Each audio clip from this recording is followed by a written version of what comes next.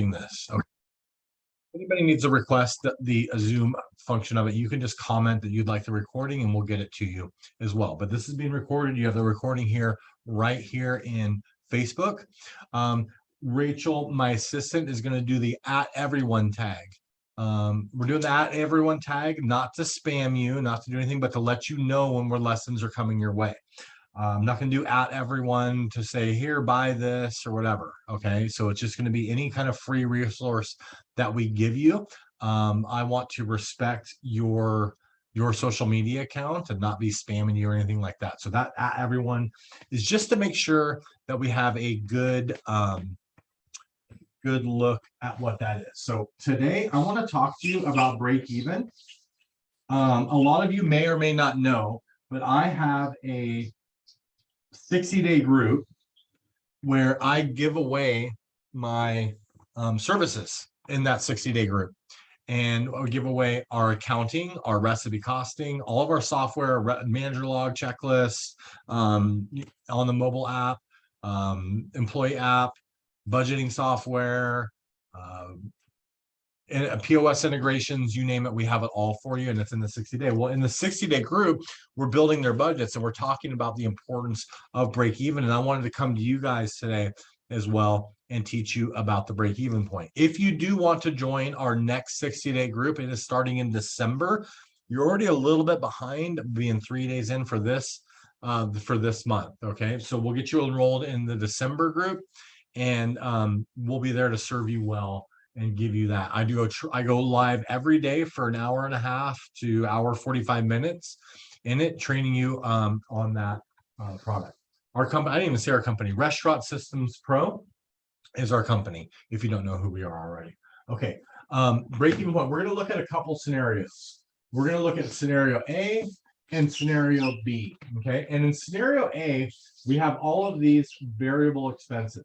So in scenario A, we have 65% variable expenses in the example, right? And then we have scenario B, and in scenario B is going to be after using my systems and improving it and getting to a 55% variable cost. So this is all variable costs. So like credit card fees are variable, food costs, beer costs, any kind of product, your labor, your variable labor, hourly labor is variable. Paper supplies will be a variable expense. So lots of variable expenses here.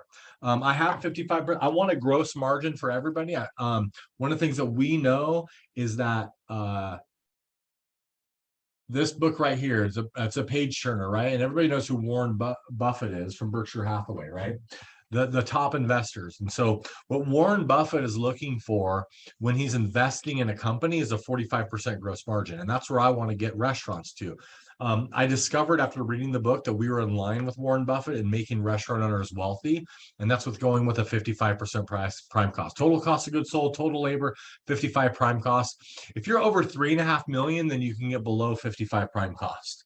And that's just through track record, history, all of that. We actually started off teaching a 65 prime, but as we just started crushing it with our clients, we changed what we taught in 2004. So when I'm looking at a company and I'm determining a break-even point, now my software will determine all this for you, but you have to understand the math behind the problem, understand what's going on. So when you have your restaurant, you have these 65% variable costs. So in this scenario that we're looking at, let's look at a restaurant that has fixed costs of $25,000. Okay, so restaurant A has $25,000 in fixed cost, right? Scenario B is the same, 25. Oh, that's terrible. $25,000 in both cases, right? So in this case, as we look at this restaurant A breaking even, we have to understand contribution margin, right? And so with 65% variable expenses, every dollar that comes in, I have beer in the glass, food on the plate, labor to serve it, credit cards to swipe. There's a variable cost associated with every dollar that comes into your restaurant. In this case of the 65% variable cost, what that means is for every dollar that comes in, I have 35 cents left over. 35 cents left over on that dollar. Okay. And my goal to break even is I have to pay for this $25,000 of expenses, right? I have to make sure that I'm paying for that. And once I pay for all my fixed costs, I can start being profitable. Okay. So if we want to pay for that, so I have my calculator out here, and if I need to pay for my $25,000 of fixed expenses, which it could be semi-fixed, like fixed normally means exactly the same, but like a utility bill would be a semi-fixed expense, right? Just based on the season, my electric bill will be higher in the summer for AC than in the winter, higher gas bill in the winter, right? My insurance bill might be exactly the same every month. My rent bill might be exactly the same every month, but my garbage pickup bill might be different based on number of days of pickup and things like that. So this is any expense that is not based on my sales going up or down, right? And so that's what it could look like. And it's different for every restaurant, but whatever your scenario is, you can calculate this. All right. So if I'm looking at this, I have $25,000 to, and now look at that. I hit 250,000 on my iPhone. If you just go like that on the screen, it will take away the last one you did. You don't need to start over when you're typing on that too. So, if you didn't know that about the iPhone calculator, go ahead and comment the calculator in there that you learned something on the live today, right? Apple is supposed to make the most intuitive software, and that's not intuitive, right? So we're always making to make our software more intuitive as well, too, and it's a really important factor. But I need to pay for my $25,000 in fixed expenses. Well, every single dollar that comes in, I have 35 cents left over, right? So if I take that and I divide by 35 cents, my break-even point is 71,428.57, right?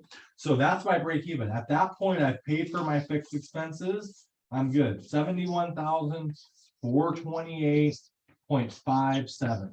Okay. Did anybody comment a calculator yet? Come on. Let me hear it. Let me hear it. All right.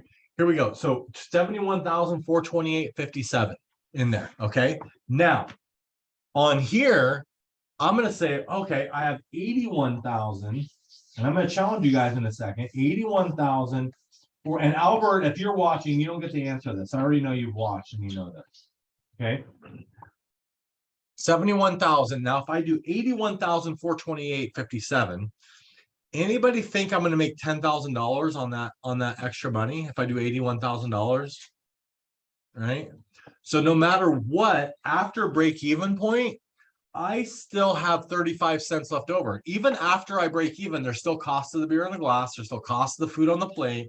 There's still labor. There's still credit card fees. There's still variable expenses after break even. Okay. So on here, my profit is $3,500. Because now after I paid for my $25,000 on 10,000 extra, I'm throwing 35 cents to the bottom line with every dollar that comes in. My profit's going to be $3,500. Okay. Now here's the restaurant business for you. If I do 91,428.57, my profit is going to be what? Put in the comments what you think the profit is. I think I gave you the answer. All right. If you knew it, put 7K in the profit in the comments, right? So my profit's going to be 7,000. Now here's the crazy thing: from $0 all the way to $81,000, I make $3,500 in profit. From 0 to 81,000, I make 31. From 81 to 91, I make the same amount as I made. So we want to get the profitability really fast, right? So we want to improve our variable costs and take care of our fixed expenses even faster. It's a really, really, really important factor in here, right? So I'm going to go back to my calculator, and when we look at here, in this case, we now have 45 cents left over of every dollar, right? So as I look at this, I go, okay, I have $25,000 of fixed expenses. Now, because I've improved my operations, I have better controls, I'm scheduling labor on purpose, I have a purchase allotment system for purchasing, I know my recipe costing cards, I start to hone it, I know my numbers in real time, I improve them. Anything measured improves, right? So now if I divide this by 45 cents, my break-even point has been lowered to 55,555.56, right? So now in this case, I have a break-even point of 55,555.56, right? There's my break-even point. If I do 10,000 more, 65,555.56, my profit's going to be $4,500. Crazy, right? Now, here's where the big difference comes in profitability for my clients, and this is where I make my clients wealthy in the restaurant business. Actually, they generate real wealth in it. One is we have the same standards as Warren Buffett does for our businesses as he's analyzing to purchase for Berkshire Hathaway. And the next thing is if I look at getting in the same scenario, 91,000, right? If I was to take my 91,000 to my break-even point, right?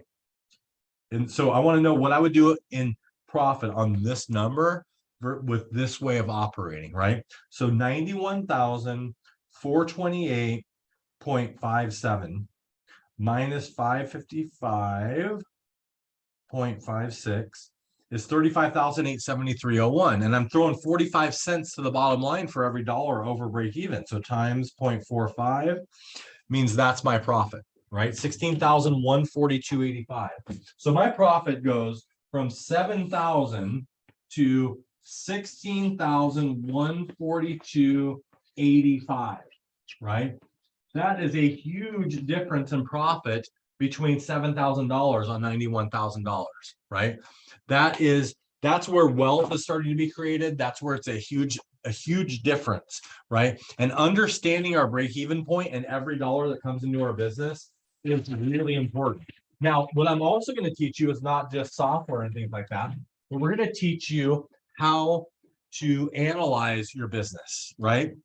And when we're looking at our management and how we're running our company, one, we got to have good training for our staff, right? Good training staff to make them efficient, to know what they're doing, to deliver on customer service and hospitality, our cooks to execute a quality of product, train our purchasers to buy the best quality of product we can and not cut corners on any of that, right?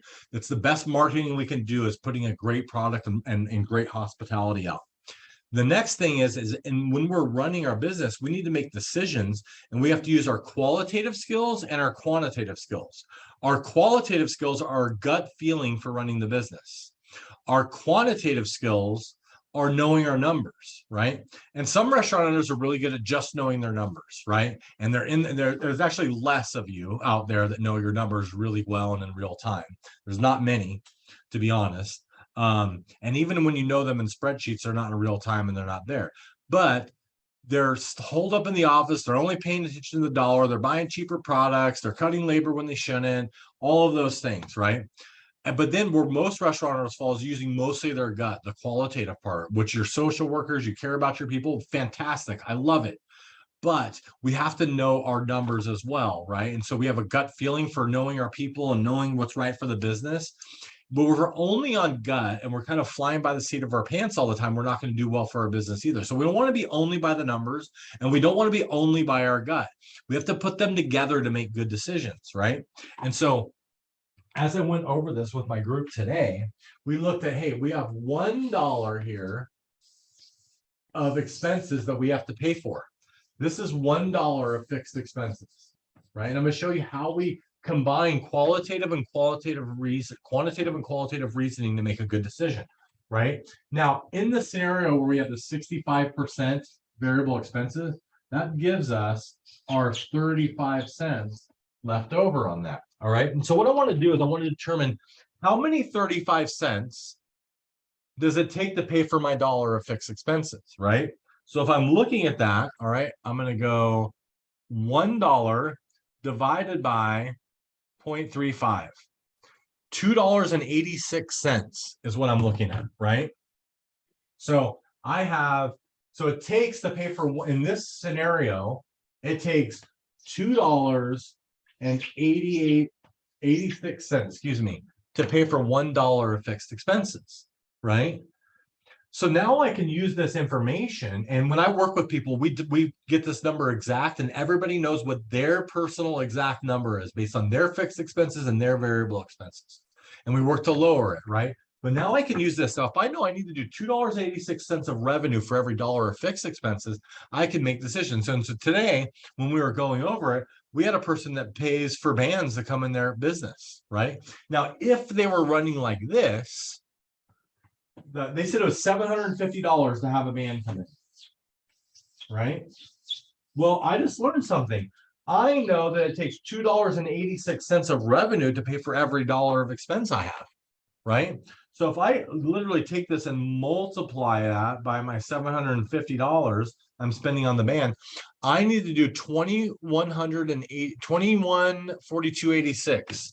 So the revenue I need to do is $2,142.86 to pay for the $750, right? Now, what I need to do now is go, okay, I need to use my qualitative skills to go, now I know quantitatively what I need to do to make this $750 make sense for my business, right? And it could be a $30,000 marketing thing. It could be a $8,000 rent. It could be whatever the number is. You still have to generate, you have your variable expenses and you have to pay for those fixed expenses, right? And this $750 has nothing to do with the variable expenses in my business, okay? So if I'm going to analyze, if I'm going to have that band play, if I only do 2142 in revenue, I'm going to break even. That's a whole lot of work to not make any money. So if I'm going to make $3,000 or $4,000, then this is an easy yes, using my qualitative skills. The number is backing up what my qualitative feeling is. But if I know, hey, I'm going to spend $750 and I might do an extra $1,000, I will lose money on having this band. And I don't care if it's a $200 jazz duo, you can, or if it's a $800 Facebook campaign or a $100 you can use it for any situation at all in your business. And you want to know, and our software tells you what this number is once we do your budgets in there, right? So I want to know how much revenue I have to do for every dollar of fixed expenses. I don't know the answer to this, but I know how to run the numbers. Your gut is going to tell you if you should make that decision or not, right? And so it's a really, really important factor to understand. The other thing to understand is it works the same the other way. Let's say I negotiate my insurance and I negotiate insurance. I get my rent lowered. I get my trash picked up one less time a week. And I get my fixed expenses down $1,000 in my restaurant. Most of you think if I lower my expenses by $1,000, that I lower my break-even point by $1,000. That's not true. It takes $2.86 to pay for every dollar of fixed expenses. So if I lower my expenses by $1,000 in this scenario, I will lower my break-even point by $2,860. And that's zero. And for a lot of you, that's a whole day's worth of business, right? And so understanding these numbers and applying them is what's really important. Software can tell you what the quantitative part is, but we still have to have qualitative skills to reason well, okay? Now, I'm going to go live again next week. And can we do we have a sign up for that next week? Zoom? All right, so we'll put it in the Facebook comments and do it to sign up for next week's if you want to watch on Zoom instead of the Facebook group. Otherwise, I will go live in the Facebook group and you can catch it. It's going to be next week on Thursday. We're going to do that. Okay, I'm talking to Rachel, my assistant over there. We're going to do Wednesday. It's going to be Wednesday. We'll send the Zoom. We'll send a Zoom link out to anybody that wants to do it. We're going to talk about how to raise your prices in your restaurant, because that's what all of us are needing to do right now. How are we going to raise our prices? What's the best way to do it? The best tactics to do it methodically to where we have least amount of effect on our guests and the most amount of effect on our bottom line. Okay. And so I'm going to show everybody how to do that. Stick around in the group. Did you already do at everyone? It won't go through because you're going live. You gotta wait till you. Oh, so afterwards I'm going to do at everyone. And if you get mad about it, then maybe you're in the wrong group. Sorry. Okay. All right. Talk to you guys later.